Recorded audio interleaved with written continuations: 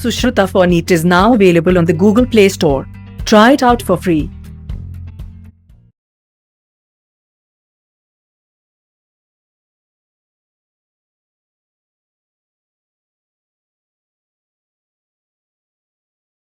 Hi students. So today is another follow-on. We've kind of moved on from charge and capacitance and the whole electrostatics on to the origins of current and current electricity. So let me get going with today's material. The most important ideas around this, revolve around, when we start out, we will discuss electric current and Ohm's law. And then we'll go on to Kirchhoff's laws and then solving some circuit problems. Okay. Now, notice that we also have capacitance-based circuit problems which deal with charge. Here with resistance, it's current, and then when we go into and then we'll do some problems which deal with DC current, and then some problems with AC current. So there's current is a broader field, and then we will then discuss the basics of electromagnetic induction, where again current will show up. So we first go into this material before we return to the physics of it. So first let's understand current. So, but before that, let me again explain to you where you should go in order to download the app. Okay, you go to our Sushruta for NEET is our NEET app, and it is available. If you go to www.facebook.com/JnanaMarga Tech.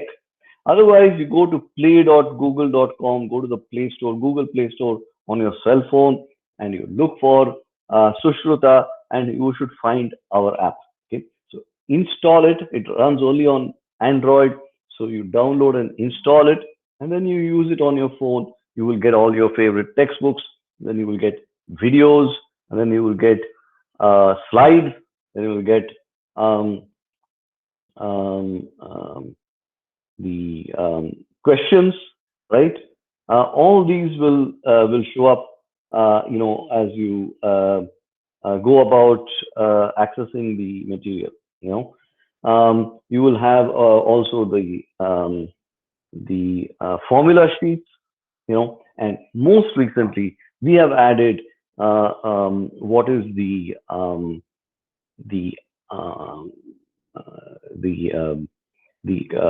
Q&A, self-assessment. And self-assessment module is very important. We are also going to be adding mock tests very soon, and along with mock tests, also our own assessment modules. But self-assessment currently can be used, and all you need to do is download the Sushruta for NEET app, and we have a very good set of values for you. Now, for the JEE students, we have our flagship Ramanujan app. Ramanujan app has math, physics, and chemistry, again with slides, as well as videos, and of course, formula sheet. And you're of course welcome to go on to use other forums as well. For instance, the eAbhyas app is free and available to all students, so you should look to take advantage of that. They have tons of mock tests, etc. Amazon Academy offers also Ramanujan JEE based solution. So now on to the material. Okay, now the material, the first idea here is that what is this electricity, right? Now in nature, we have all seen lightning, right?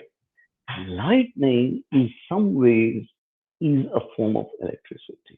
Okay, so there is electric current in nature. One is when what happens is there's sufficient ionization in the atmosphere, and there is enough of a charge difference, and there is a sudden flow of electrons from certain types of heavy charge clouds onto the ground. Okay? And then we also have the northern lights, the aurora borealis, and these are also related to the idea of, and so now, let's discuss. So, what is this current? You know, now in the previous section we dealt with electrostatics, and in electrostatics you had a stationary charge, right? That charge was followed a set of laws, right? Now, in the case of electric current involves the flow of charge. Okay, as you know, the when it comes to atoms, right? Uh, Atoms are behave in certain fixed ways, right? There are the solids where the atoms they kind of stay in a certain form. They acquire a certain form, and the whole thing sits together.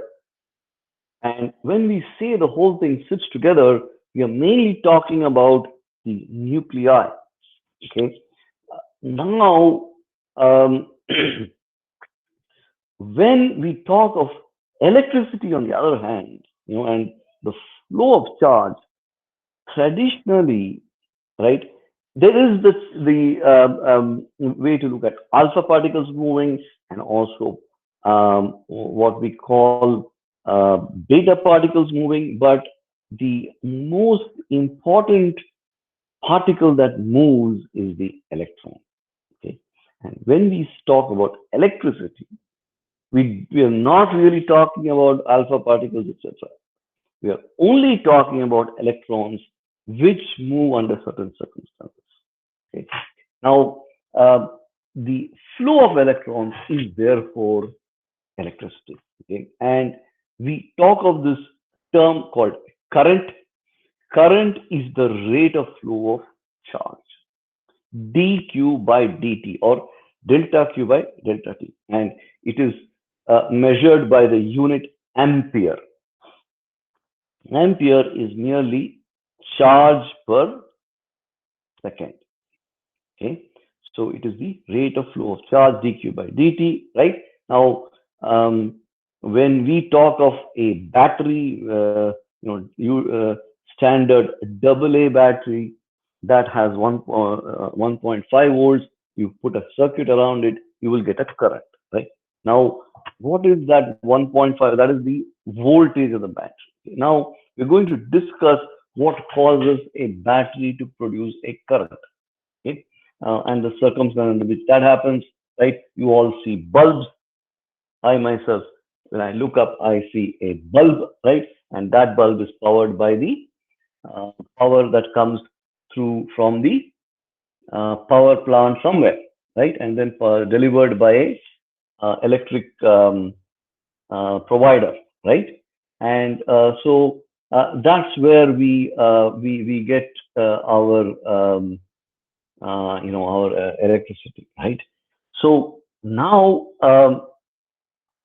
when we look at the kind of power that we get in from a from a power company, right? That kind of power is said to be AC power, alternating current. Okay, what you get from a battery, on the other hand, is direct current or DC current. Okay, now direct current, basically there is a plus side and there is a minus side. The plus side is called the anode. Let me come to that soon. Okay. Now, what is the similarity of this, right? The closest similarity of this is with water, the flow of water, right? If you had a pipe, right, current also flows through some kind of a conductor most often, right? So if you had a pipe and you through that pipe you put water, right, and it flows through the pipe and goes to the other end, right? So how much water gets pushed? That is related to the idea of current. Okay? Now, as we said, there are free electrons, right, in a conductor. the electrons tend to gravitate towards the surface of the conductor, right? When we discussed electrostatics, right? But conductors as a whole have possess a lot of free electrons. And as a result, it is possible to make electrons rapidly flow through these conductors and accelerate in the context of a electric field, or what we call a potential difference. Okay? When there is a potential difference between the two ends of, say, a conductor, it leads to charge flowing. Now, we discussed briefly, though not in great detail, the idea of a displacement current, which can also occur in the context of a capacitor, right? So now, so you have those currents as well, which come into play. Then we will also have inductive currents, which happen in the context of an inductor, and so all these lead to the flow of electrons, and so conductors, inside a conductor, there is no electric field, right? Now, except that this is not true under dynamic conditions, right? We all discussed the last idea in with respect to Gauss law, where we introduced this concept of epsilon E plus P, right? Where we said D is equal to epsilon E plus P, right? And we introduced polarization, etc., right? So now polarization also induces, charge separation in part, right? So, but generally speaking, these are all the ideas there.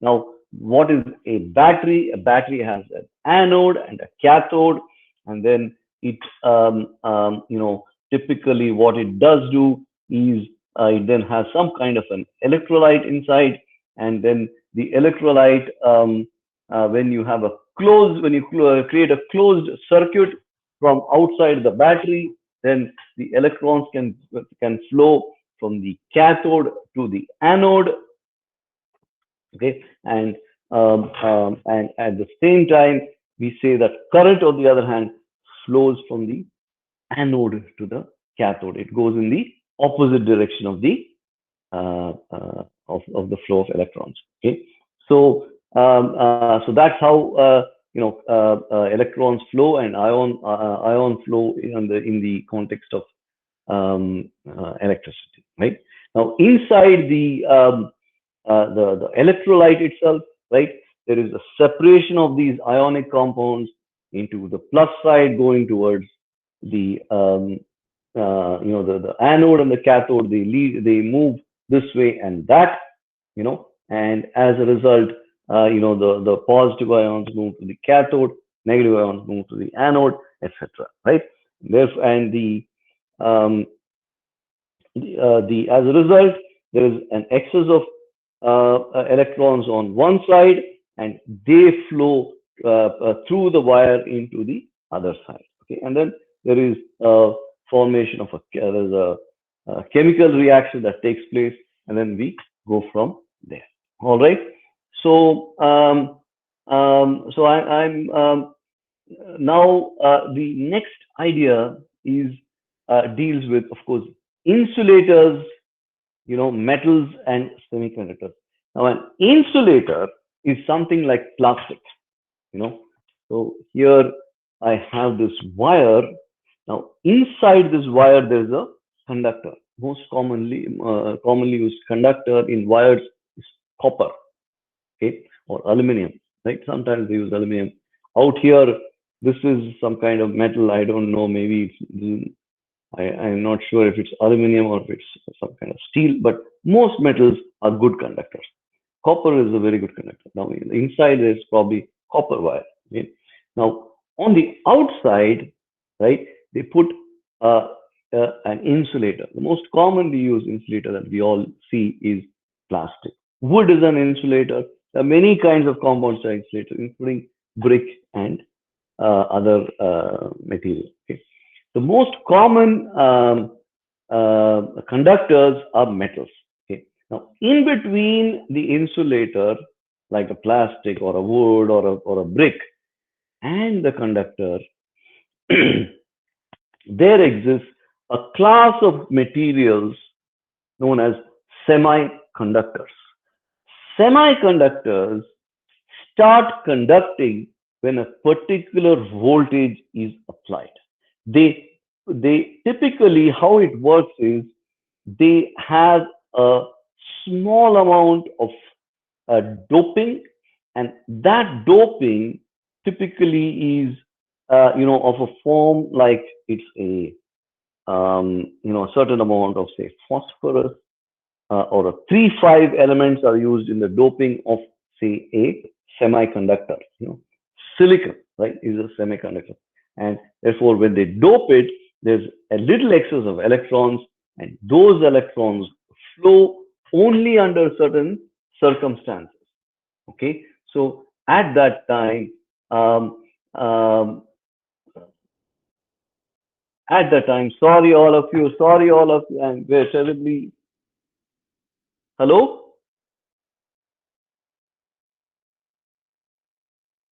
Okay, sorry, I did not know you were all coming in, but thanks for joining. What about the other people? There were two more people who were joining. Let's wait 1 or 2 seconds and see if they get in. Where is, I thought I saw two more people. Sorry, I didn't notice. I thought Sunny was there, therefore, but he has left. So let me see. Let's wait 1 more minute. There. There, very good. Welcome, welcome. Sorry, I just got started. All right, all right. Very good, Arivagan. Thank you, Lakshanya. There was one more person. Let us wait one little bit time. One more person was trying to join. Just let's wait 30 seconds and then I will continue.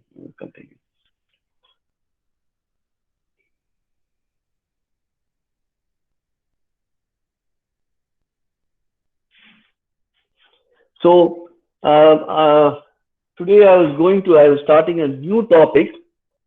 Maybe I'll get started again a little bit from the beginning because not much has happened.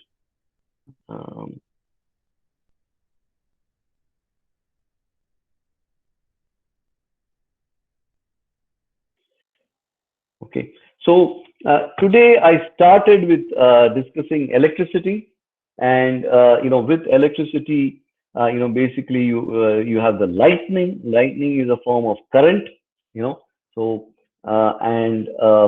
when we discuss current, we talk about current in the context of the flow of charge. Current is the rate of flow of charge. We did a lot of electrostatics before this. Now, and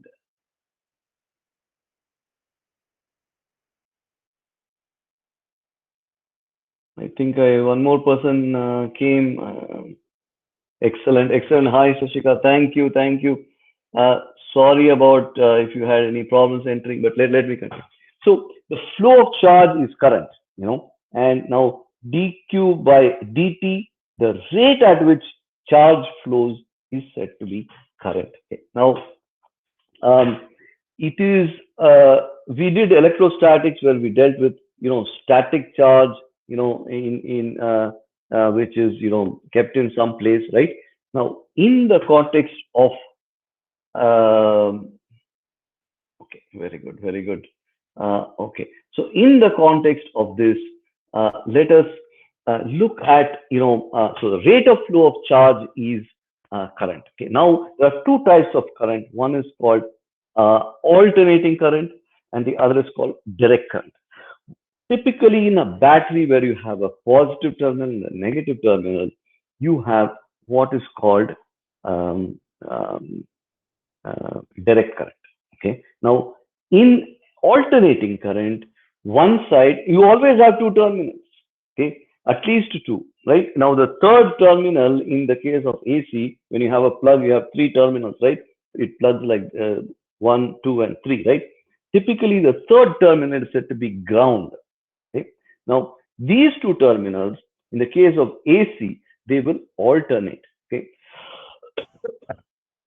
Now, when they say 220 volts, typically what they mean is that is either the RMS of the voltage, or that is the peak voltage.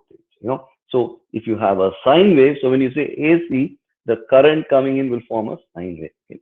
So that is as far as that. But today, right now, when we talk about electricity, through much of this chapter, we are essentially talking about direct current. Direct current is current which comes from a battery. Okay, and the battery and the nature of that current is the voltage is fixed. Okay, the battery will produce a constant voltage. Typically, if you have a AA battery, it produces 1.5 volts. Right now, if you have 9-volt battery, I don't know if you have seen some of the calculators, some of the other devices, they have this 9-volt battery. Okay? So now that has a little more voltage. But you can also have, you can build battery with any kind of voltage. Okay, so of course, what we measure as the rate of current, as the rate of flow of charge, is this quantity called current. Current is dq by dt. How much charge flows through a particular cross section at a given time is current. Okay. Now, previously charges sat in one place, right? But in the context of a potential difference, right, it will lead to an accelerated flow of charge from one side to another. That is what we call as current. Okay. Now, you can think of it as similar to the flow of water through a pipe. Okay. So, how much water, if you open the tap nicely, I know sometimes there is no water when you open the tap, but let's say there is water, it has rained a lot, and there is water therefore in the tap. So you open the tap, a lot of water.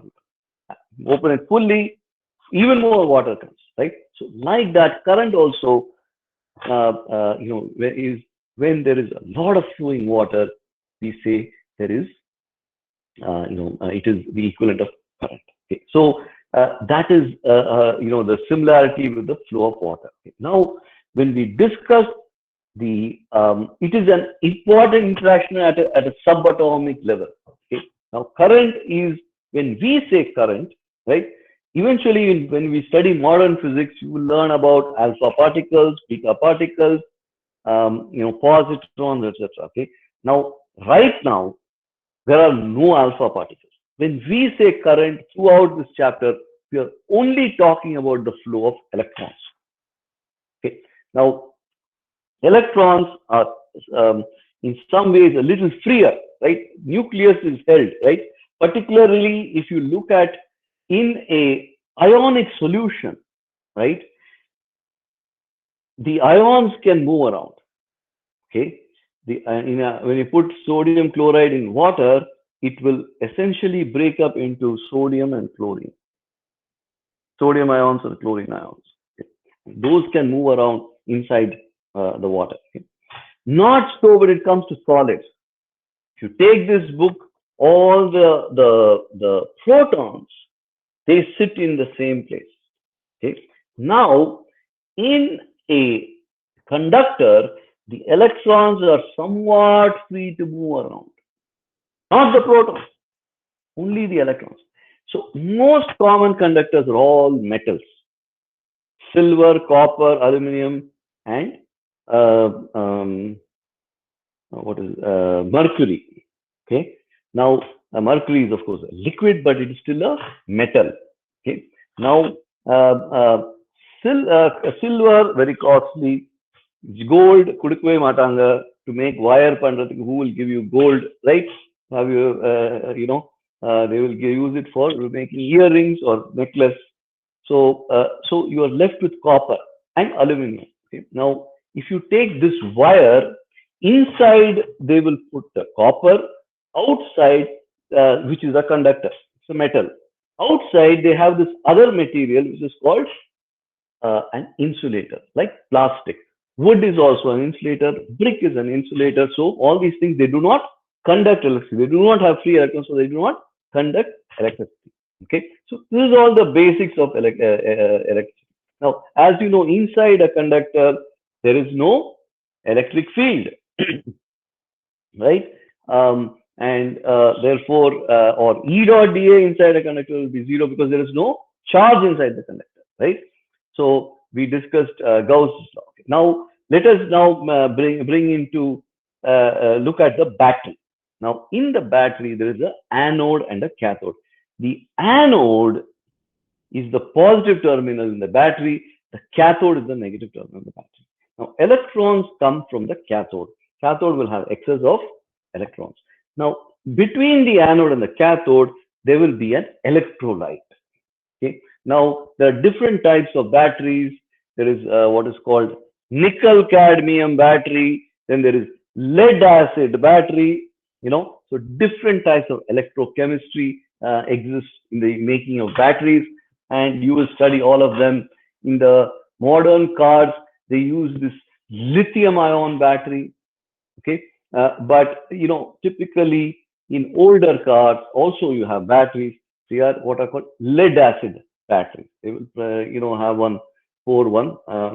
Sometimes they will open up the terminal, pour a little maybe distilled water, etc. Right? And that's how you have this, and then it will have a positive terminal, red color, negative terminal, etc. Right? Then it will be connected by metal, right? So now when you form a circuit, there is flow of current. So you have a battery, form a circuit, there is flow of current. Okay. Now the most common use of electricity, light, right? First use of electricity was the light, right? Edison, he used DC. Okay, it was later only that Tesla came and he brought in AC. When Edison first experiments, when he first showed electric light, he used DC. Okay? He was very interested in DC based car. Anyway, so now there are multiple types of materials, right? We already discussed two types. One is the metal inside a wire, which is made of copper, which is a conductor. Outside, we have the plastic, which is an insulator. A third type of material is this material called semiconductors. Now, there are all kinds of materials. Right? They are typically compounds of various types, right? Elements or compounds of various types. Now, semiconductors, typically speaking, they, or at least in the modern world, they are made up of either silicon or germanium. Okay, and of course there are other types of semiconductors, but typically silicon and germanium. And now silicon is the most common kind of semiconductor.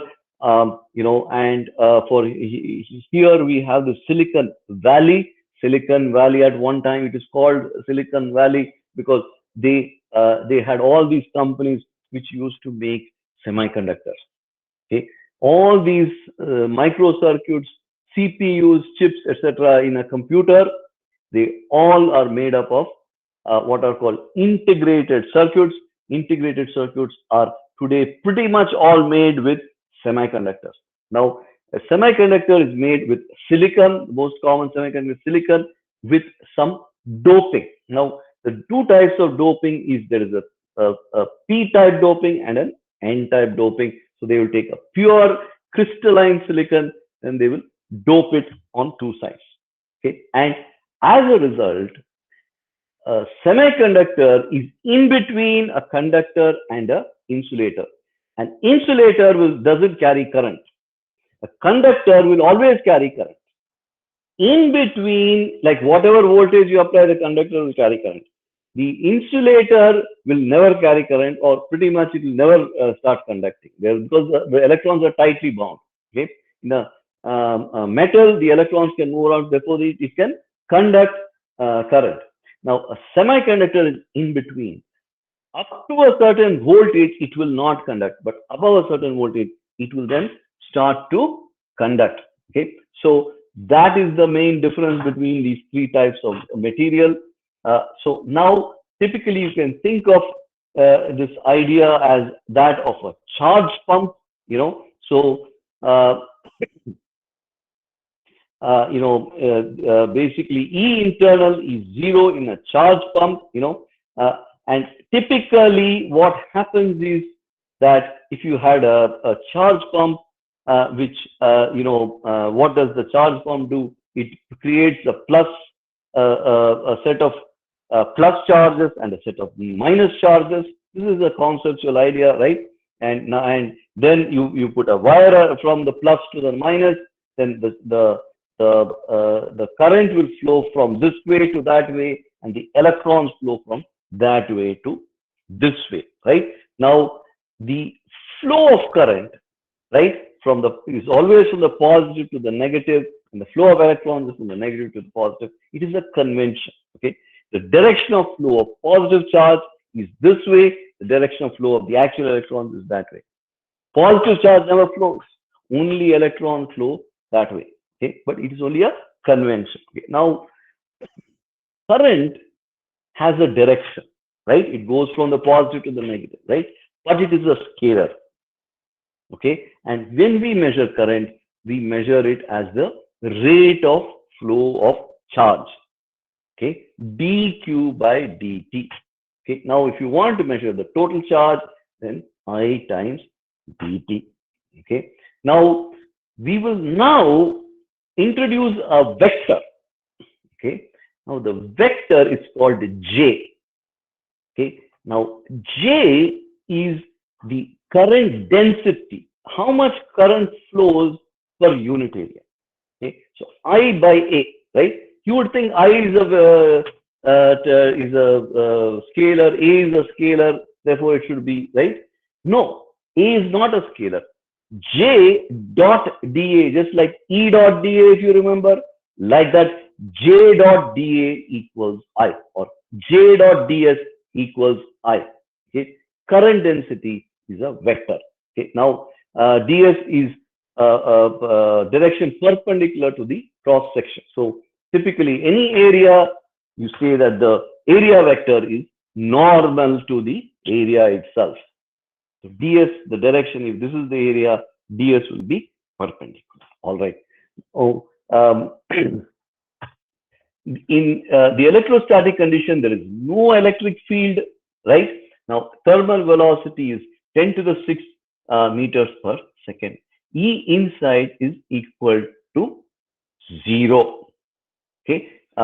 Now, if there is no field, then there is no E inside is therefore 0. Now, what happens? What can we say about the electrons inside? Right? They are moving around, but they're not moving around in any organized way.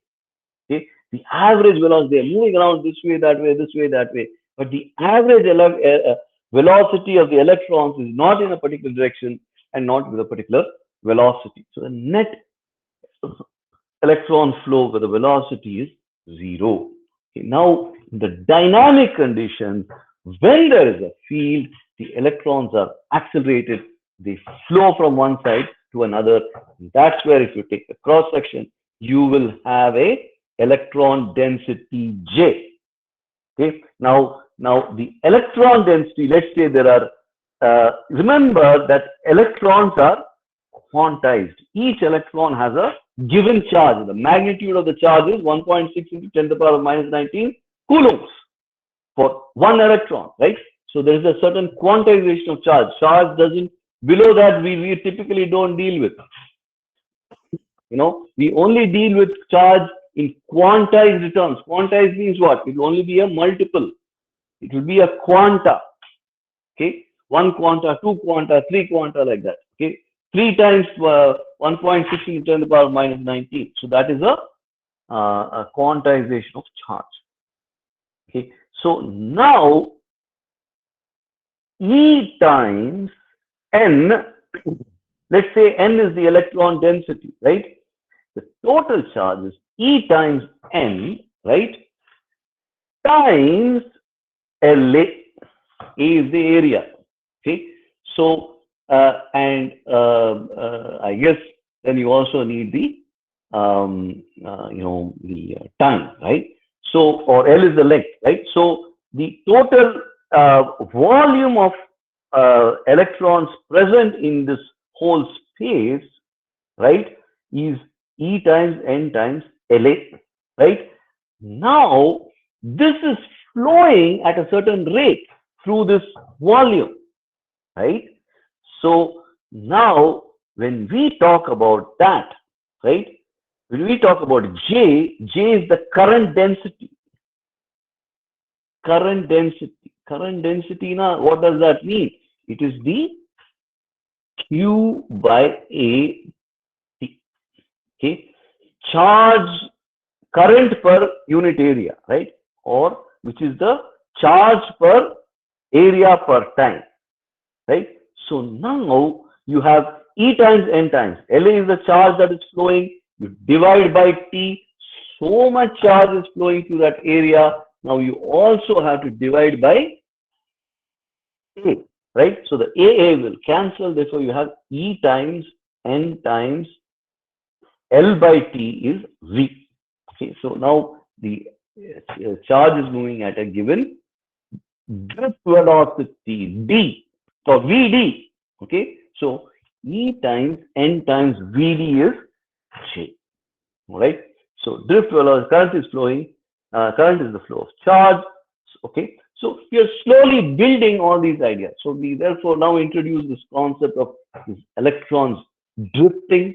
So then we have this idea of what is called drift current, right? So the last and towards the end of the previous lecture, I discussed drift current and then displacement current, right? Now, displacement current polarization, we discussed polarization, if you remember. So now, drift current E times N times Vd. Now, let's look at this example. Copper area 10 to the power of -7 meters meter square. Current is 1.5, right?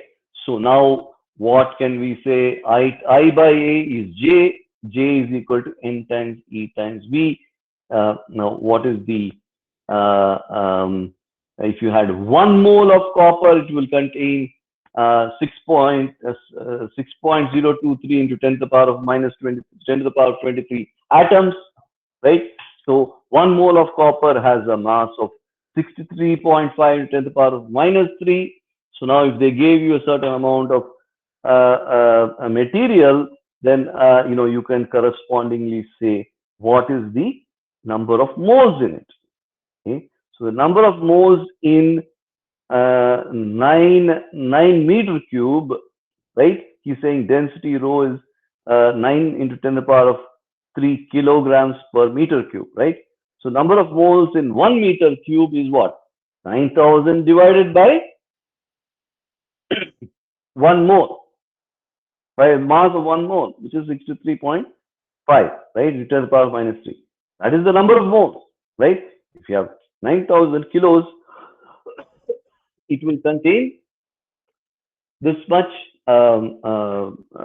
this many moles, right? Each mole contains how many atoms? It's 0.023 10 to the power, 10 to the power of 23. So that many atoms, 8.5 to 10 to the power of 28 atoms per will be present. Okay? They will be present per meter cube. So now, what is the Vd? Right? We already calculated the J. Right? Now, the J divided by Ne will give you Vd.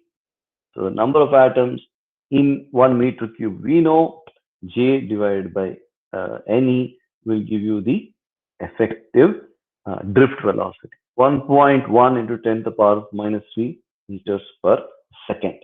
Okay. So having set that up, the average speed of electrons, so he's got some result there, is roughly 10 to the power of 6 meters per second. The thermal speed of Cu atoms, right? That is when you learn what is that? kinetic theory of gases, you will get half mv square is equal to 3 by 2 kT, where T is in, K is the Boltzmann constant and T is the temperature in Kelvin.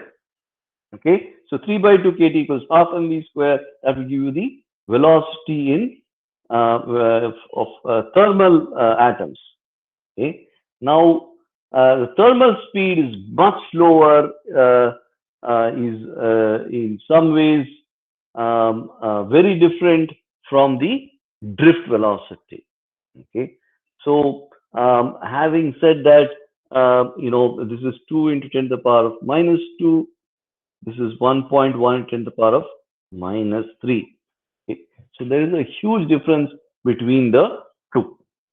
Okay, so the electric field is the drift field is small.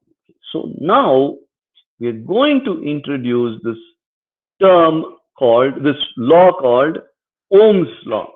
Okay, so the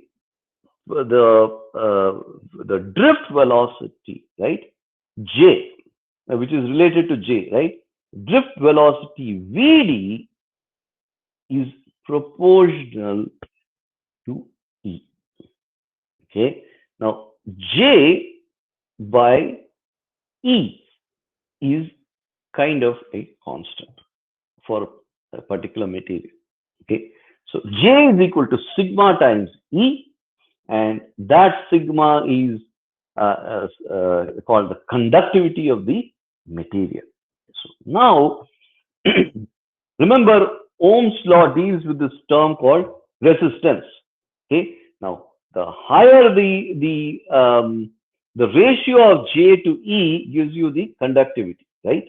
Now we are going to E is of course related to V. V is the voltage. J is equal to sigma E is going to become V is equal to IR. Okay, sigma is what? Is the conductivity, is the number of electrons that can flow per second. Okay, so now we will now introduce this additional term called resistivity. Resistivity rho. Sigma is the conductivity. Resistivity is rho. Rho. Okay, it is a Greek letter. Okay, sigma is like this, rho is like that. Okay, now if you switch the sigma and make it like that, it will become the rho. Okay, anyway, rho, sigma. Okay, learn these two terms. In all mathematics, they use Greek terms. Okay, so E is equal to sigma J. No, J is equal to sigma E. E is equal to rho J. Okay, so E is equal to rho J will become V is equal to IR. Okay, V is equal to IR. Okay, so now how is it going to become V is equal to IR? I will show you. Okay, so now rho is equal to E over J, right? Now E is what? V by L, V or delta V by L, right? So if you had E dot dl is equal to the potential difference, right? So delta V by L is E. This is just a long wire, therefore delta V by L is equal to E, and J is equal to I by A, right? So now delta V by delta I is rho A by L. Okay, rho L by A. Okay, rho L by A will make it delta V by delta I. So delta V by delta or delta V by I is said to be proportional to this constant called the resistance, okay, of a wire. Now, a longer wire, more L means more resistance. Thicker wire with more area, less resistance. Okay, so keep that in mind. Okay, resistivity is a characteristic of the material. Copper, as we discussed, right, has a particular resistivity. Okay, so We don't deal with conductivity. It is also the same as resistivity is one by that, right? We most often deal with this term called resistivity. Okay? Now, resistance is measured by using this, the measure of resistance is called ohm, right? Just like the measure of current is called ampere and the measure of voltage is called volt. Like that, the measure of resistance is called ohm after Ohm's law. Okay, now OHM. Okay, now Ohm's law is like this: delta V, right, equals IR. Okay, or if you had to draw I versus V, right?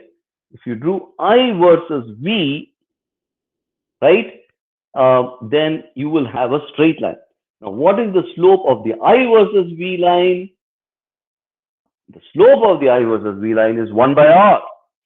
It is the V versus I line whose slope is R. Okay, so if you had V on the y-axis, I on the x-axis, V by I will give you R. V is equal to IR. V is equal to IR. What is R? Rho L by A. Okay, rho is resistivity of the material. It is a property of the material. L is the length of the material. A is the area. A thick wire, less resistance. Thin wire, more resistance. All right. So now here is a copper example. 1 cm by 1 cm by 20. We know the rho for it is 1.3 × 10 to the power of -8. So what is the rho L by A, right? The A is what? 1 cm by 1 cm is 10 to the power of -4 meters, right? 20 cm is 20 times 10 to the power of -2 meters. Rho is, always remember, MKS. Okay, this is in MKS. So resistance between the rectangular ends, he gets a result, and that is ohm. Okay, ohm. Okay, so charge flow versus heat flow. Heat flow also is somewhat similar. Okay, heat, the amount of rate of heat is proportional to the temperature gradient, right? So if there's a temperature gradient, then you have heat, and the amount of heat that flows is proportional to the temperature gradient. Okay, so heat flow is not very different from charge flow. Okay, there also you have a V is equal to IR type of relationship, right? And in one case you have dt by dx can be considered to be like a voltage, dq by dt is like current, right? Q is heat, right? And so the amount of a good conductor will cause greater flow of heat faster. Okay, so that's the basic idea. Okay, so Vd is Ne times Vd. J is equal to Ne times Vd, right? And you have the number of N is of the order of 10 to the power 28 per meter cubed. The number of electrons flowing, right? So it is a very large number of electrons that produce your standard current in a wire.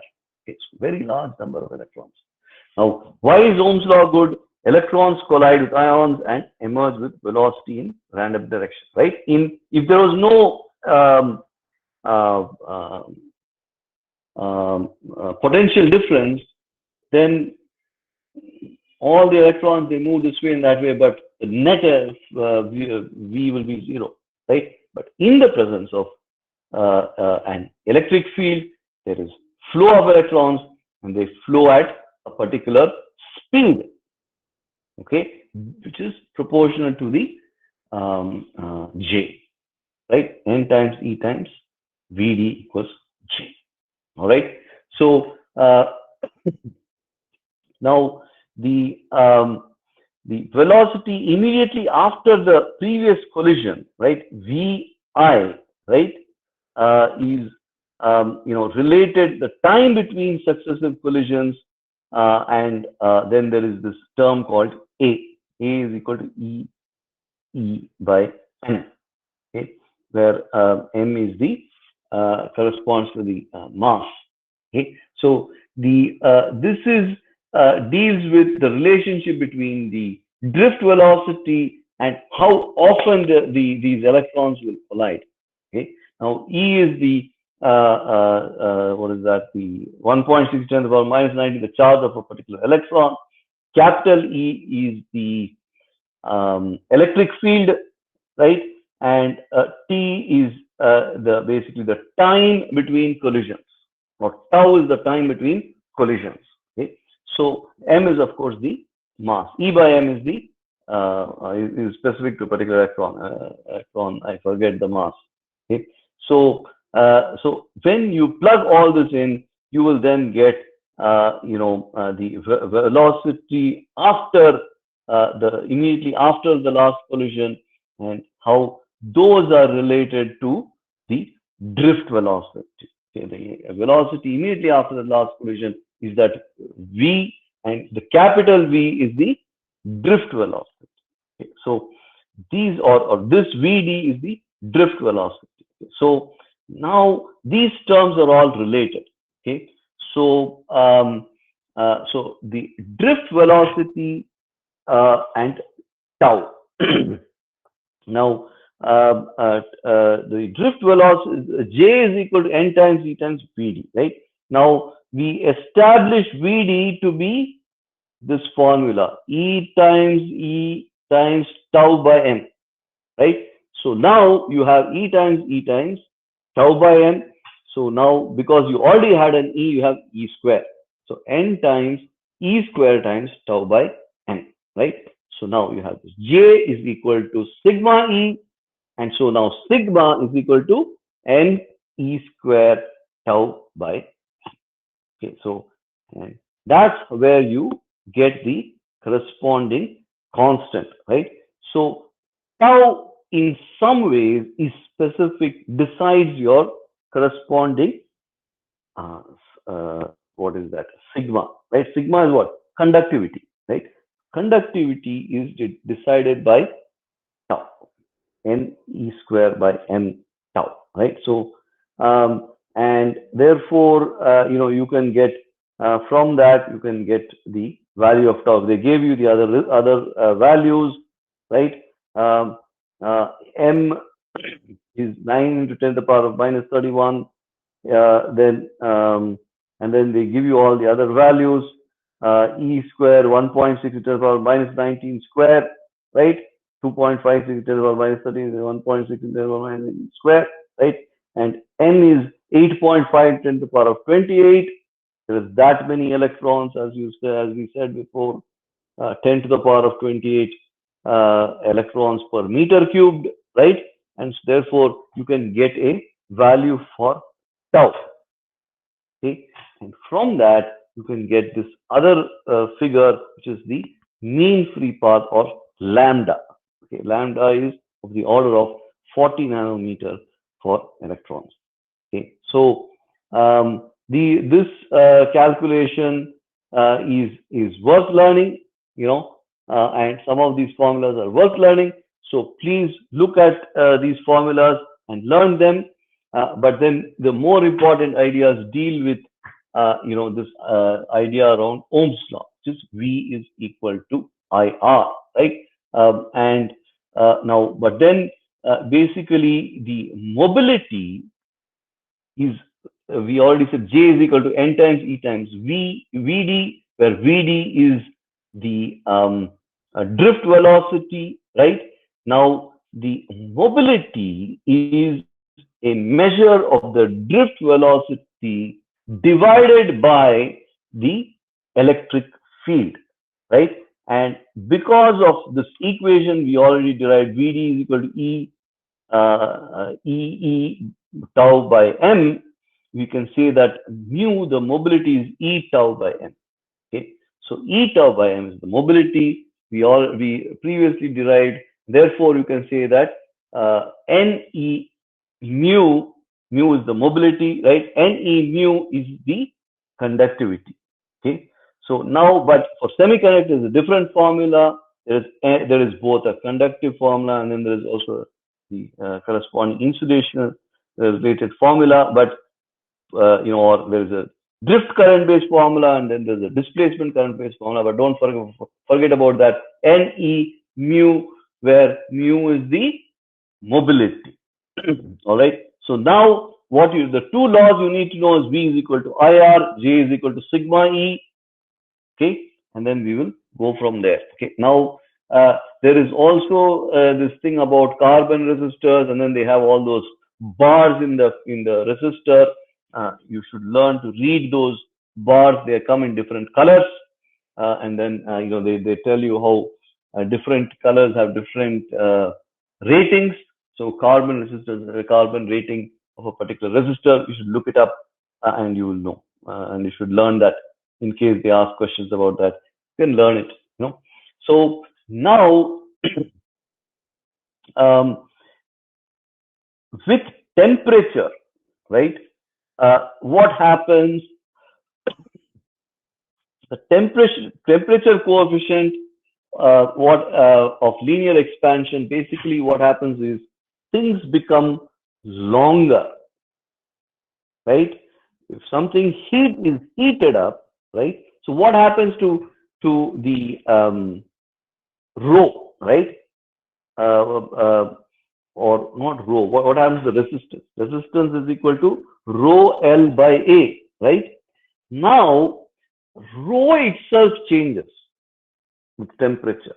Okay, that is called the now how much does it change? It is given by some 0.004 in this case, right? So it is a linear variation. So for increase in temperature is a linear variation. Rho naught times 1 plus alpha delta T. So if the temperature goes up some delta T 5 degrees, it is alpha times that the rho will increase. The resistance increases with temperature linearly. Okay, so you can correspondingly find how much the resistance increases, right? Therefore, correspondingly, R also will increase. But then there is also this idea that materials expand in heat due to heat, right? Now, lengths expand linearly, areas expand twice, right? So 1 plus beta times delta T, right? The length goes up, the area will go up 1 plus 2 beta times delta T, roughly. Okay, or therefore the area will go up at twice the rate. Okay, so now when you do SL by A, right, you must take that into account. Okay, so you remember the ideas in this one. These set of ideas you can then derive from if you know the ideas in this one, right? So this one goes up 1 plus alpha T, rho L goes up by a corresponding value, right? And A goes up by twice that value, right? So the increases are corresponding. So the change in delta R will be, each of the deltas, right? And therefore, like when you have three terms like this, right? Rho L by A, you keep one term constant. You keep two terms constant and increase the third term, right? LA by delta rho plus rho A by times delta L. Okay, so the A. So this is really a, what do you call? It is a product rule, in calculus. Okay, so in calculus, if you have A is equal to BC, right? If A is equal to BC, delta A equals B times delta C plus C times delta B. Okay, it's called the product rule, right? So, or I don't know if you learned it in the form UV, right? If U delta V plus V delta U, right? So that's what he's applying. Rho times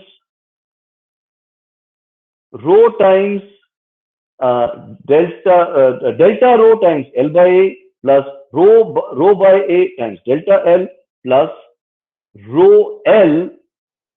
And so when you differentiate A to the power of -1, it is -1 A to the power of -2.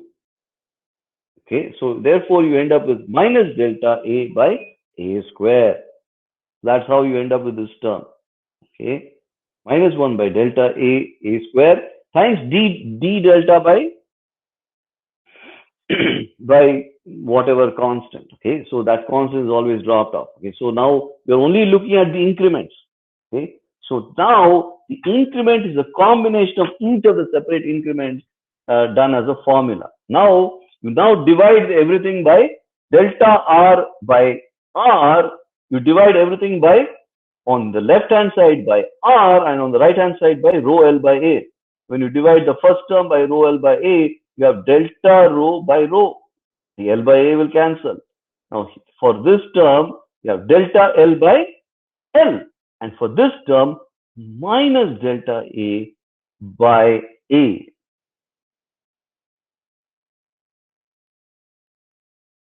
Okay. So here you have an extra A term, right? So, so this term really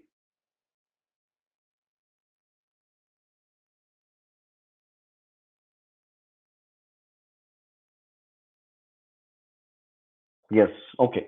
So then you will end up with delta A by A. Okay. So as a result, you end up with these three. The rho L by A will cancel, and therefore you just have delta A by A, negative delta A by A. So now you end up with delta R by R, delta rho by rho plus delta L by L minus delta A by A. So using that, you can then derive the change in the resistance per unit resistance, correspond as a result of a rise in temperature. Okay, so each of these things, their temperature rises. With temperature rise, they will have a coefficient of resistance, coefficient of something else, beta, and then a 2 beta. Okay, so using the temperature coefficient of resistance and of heat, right, and the temperature coefficients of resistance, you will get corresponding values. Okay, so basically the idea is like this: when something is heated up, the rho is going to go up, the L is going to go up, and the area is going to go up, and correspondingly the resistance is going to change. Whether it will go up or go down, we don't know. That is based on the interaction between this term, and this term. If this term is bigger than this term, the resistance could go, the increment could go downwards. So remember these results, and then based on that, you can derive them. So now, finally, so he is giving an example with mercury, right? And so in mercury, he is saying there is no area change, so only resistance changes delta rho by rho. Delta rho by rho is alpha times delta T plus beta times delta T. In this case, simple example, right? So he's not changing the area because mercury, because the mercury is a liquid and is kept in a jar. The jar does not expand. So it only goes one way, right? Because it's not a solid, right? The jar decides the area. Okay. So now EMF, right? In a battery, you have the battery positive, negative, right? The battery produces what is called electromotive force. EMF is the other name for voltage. Voltage, electromotive force sets up a potential difference, or potential difference measured in voltage. Okay. Now, electrons flow towards the positive terminal. Okay. Electrons flow this way, current flows this way. Okay? Current flows in the opposite direction. Therefore, EMF is also work per unit charge. EMF is dW by dQ, where W is the work and Q is the charge. Okay. So now W is equal to EQ. Remember that formula, very important formula. W is equal to EQ. So the energy that is being provided by a battery is the voltage times the charge, QV, okay, or QE, where E is the electromotive force, right? Electromotive force same as the voltage, right? So EMF is not a force; it is actually a voltage. It is the flow of electrons from a higher potential to a lower potential, right? So potential difference. Now resistance is rho L by A. You already know this. Now when we put resistances in a circuit, they follow Ohm's law, which is V is equal to IR. Now, if you put resistances in series, the effective resistance of the multiple resistors will add up. So if you had R1, R2, R3, what is the effective resistance? You replace it by one resistor. What will be the effective resistance of that resistor? It will be R1 plus R2 plus R3. Okay. So because the three resistances are in series, 1, 2, 3, they're all in series. That means they come one after the other. Okay. Now, we already discussed this in the context of capacitor. The formula is exactly the inverse in the case of capacitors. If you had series, it will follow the same as this one. 1 by RE equals 1 by R1 plus 1 by R2. So if it is capacitance is in series, 1 by CE will equal 1 by C1 plus 1 by C2. Okay. Resistance is the inverse of capacitance. In series, they add up. In parallel, they follow 1 by RE equals 1 by R1 plus 1 by R2. So if you had n resistances, you replace this 1 by R total equals 1 by R1 plus 1 by R2 plus 1 by R3 plus dot dot dot 1 by Rn. They will ask you all kinds of questions to evaluate currents, resistances, etc., involving circuits where you have multiple resistances put in various kinds of load. Why do they do that? Because look around you.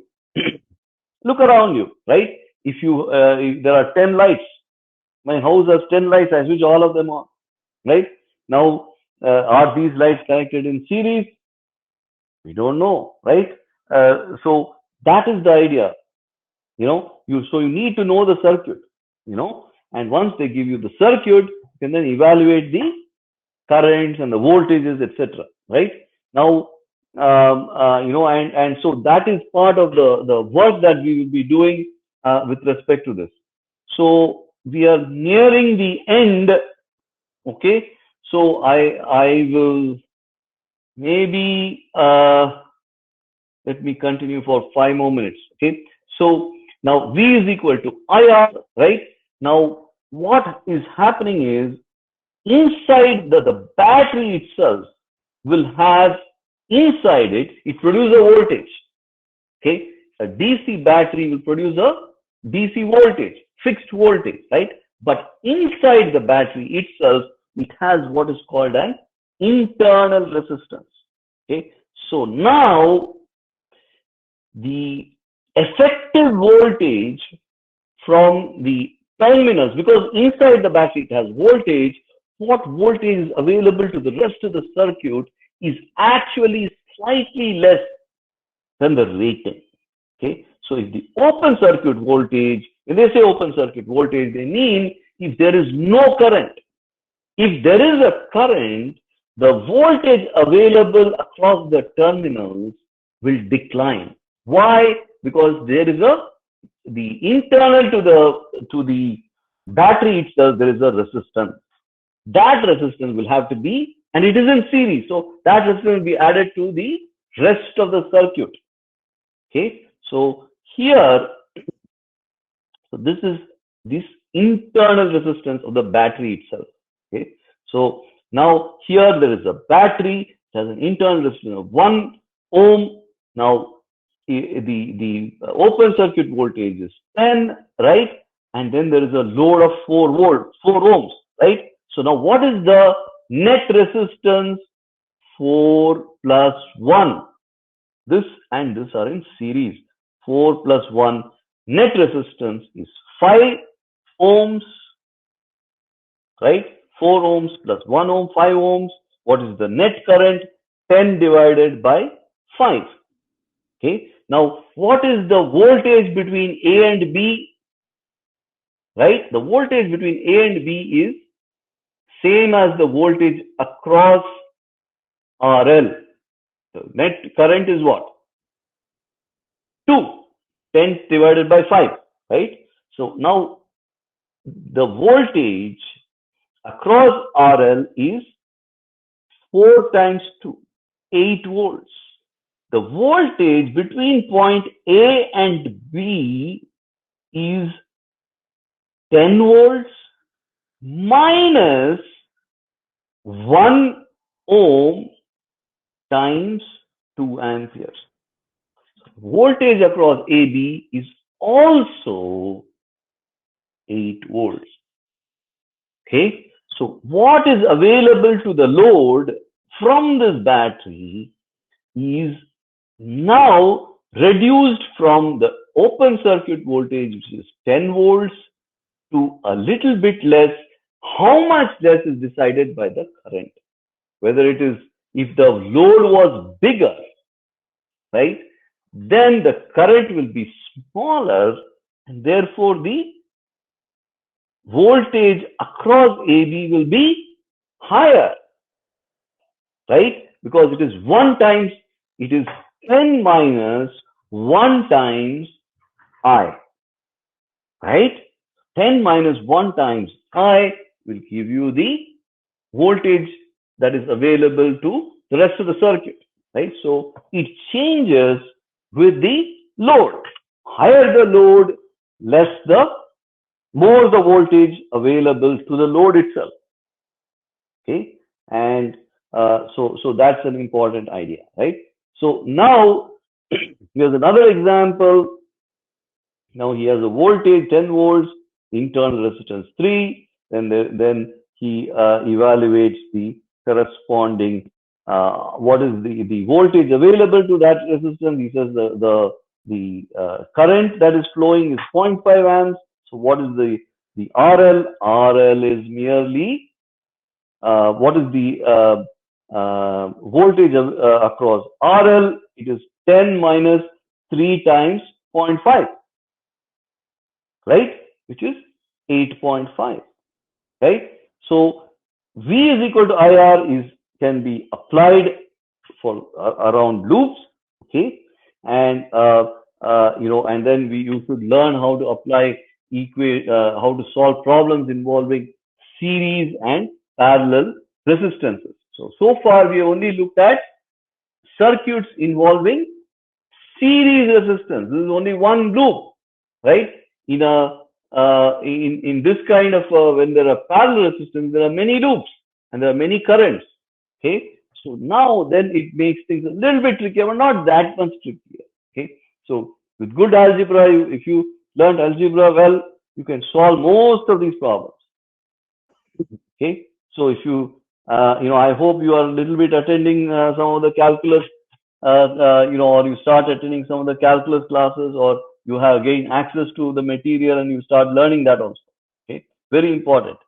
I initially, when I started these lectures, I also started with a brief introduction to calculus. And it is good to learn good calculus also. But right now, let's focus on good algebra. Okay, so series parallel resistance is very important to learn good algebra.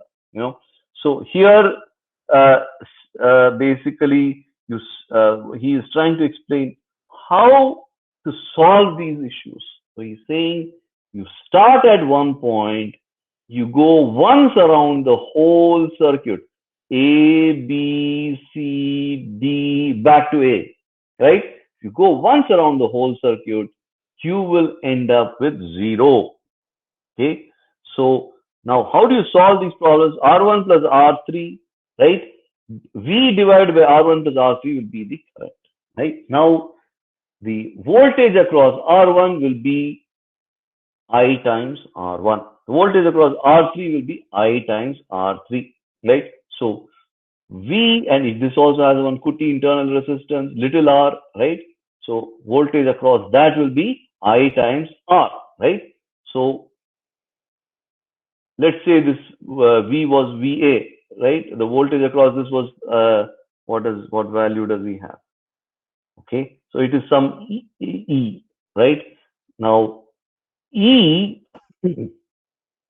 right, is the E divided by R1 plus R2 will give you I.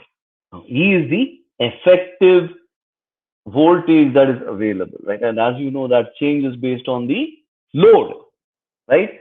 So, and VA minus VC, right, is what is available to the load, right?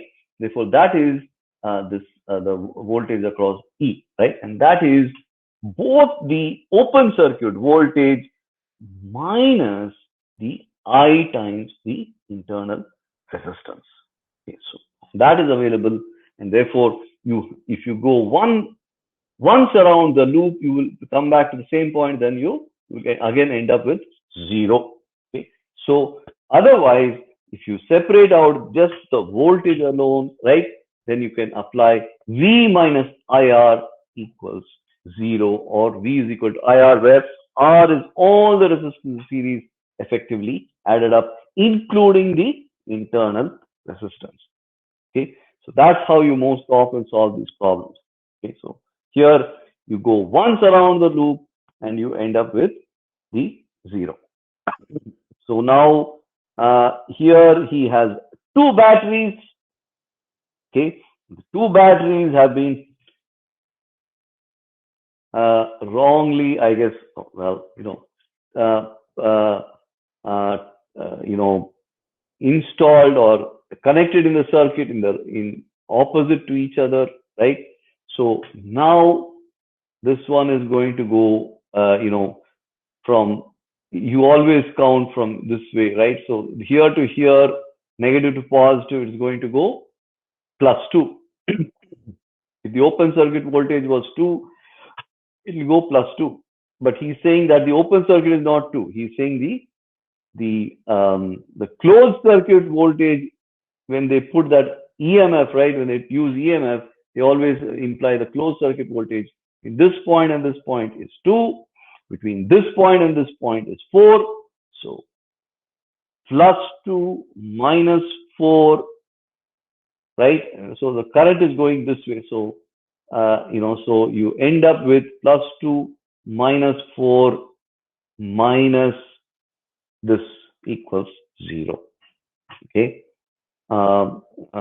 and so so if the current was going this way, plus this will be equal to 0.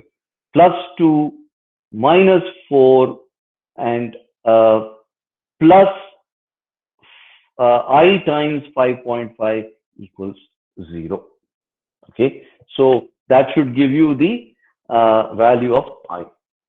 Okay, once you get the value of I, you can then evaluate the individual voltages and the individual resistances, and you can also find the internal resistance from that. Okay, so that is the idea here.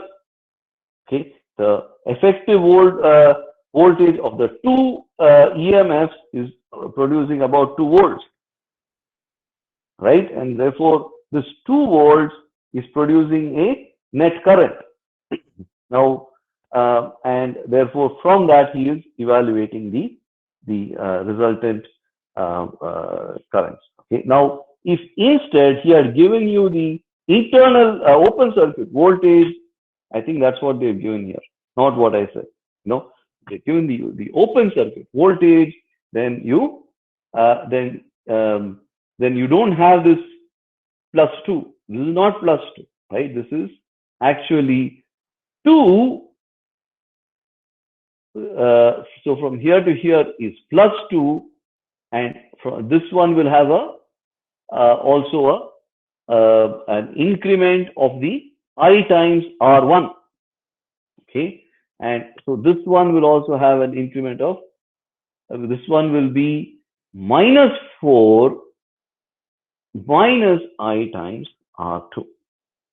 Okay, so when you what you need to take care of is the convention around direction, current direction. So here, if you notice, he is using VA minus E2 plus IR2 plus I times RL plus I times R1 plus E1. Okay, so is equal to VA, right? So if you go once around the whole loop, you should end up with 0, right? So so, and that he does by saying VA and VA at the end, right?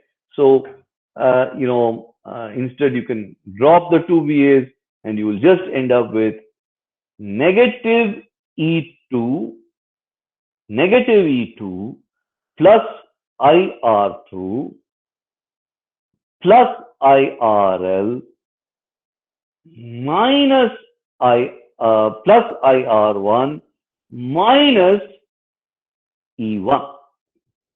Okay, so that should produce one full circle around the whole loop.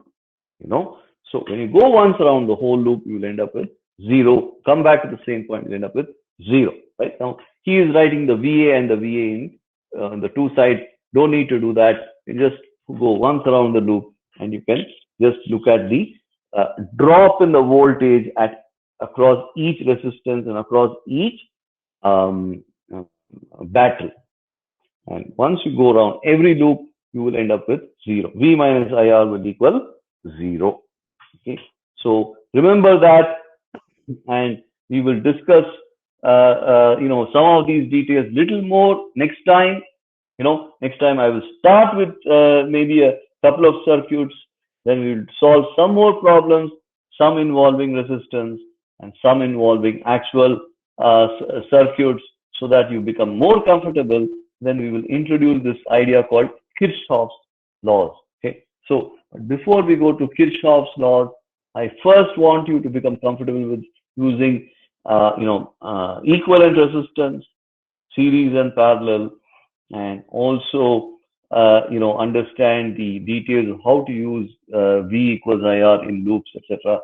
Build some more confidence around that. Okay, so these examples, I think you have to go to one more class before you become more comfortable. But just wait one more week, and then you will have that. Then you must do a lot more problems, and then you will build confidence. But till then, read the material in the book. Read the material in the book, and remember that if you want to, I don't know if any of you want to are interested in our Sushruta for NEET product. Let me know. If you need, if you are interested, send me an email. My email is srini@JnanaMarga.in. If you are interested and there is some issue with respect to finance, money, let me know, because I want you all to be studying and doing well in your exam, and what we can offer you, we will offer you. Okay, so we'll make it work. Tell me, and we are interested in students who do well. That's why you're all good students. You come to my class, so I'm very happy to have you. And if you need assistance, tell me. I want to see students succeed. All right. So let me stop presenting. If you have any questions, 1 or 2 minutes, answer.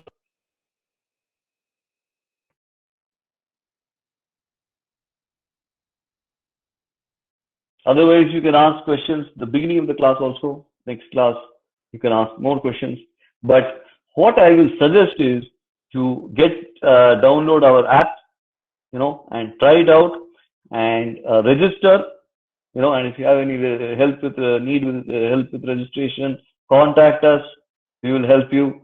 Um, what you should do is you should read the material associated with this particular chapter. This current electricity. So read the material, then learn from the lecture, then learn from our videos. When you get our app, you can also see videos associated with the particular material. And then if you have more questions, come to us. Otherwise, we will adjourn for today, and I will see you all again next week. But keep coming to all the lectures. If you don't need class 11, you already know everything class 11, experts, that's fine, don't come. But attend the other lectures. Go to GK Bhattji. If you are interested in NEET student, go to GK Bhatt. And otherwise, if you're interested in maths, go to Tarun, right? But definitely also attend Tiwariji's lecture. Chemistry, very important, very, very important. So learn all the material, learn well, be studying students. Studying students always do well in life, and look forward to seeing all next week. And I will see you again next week.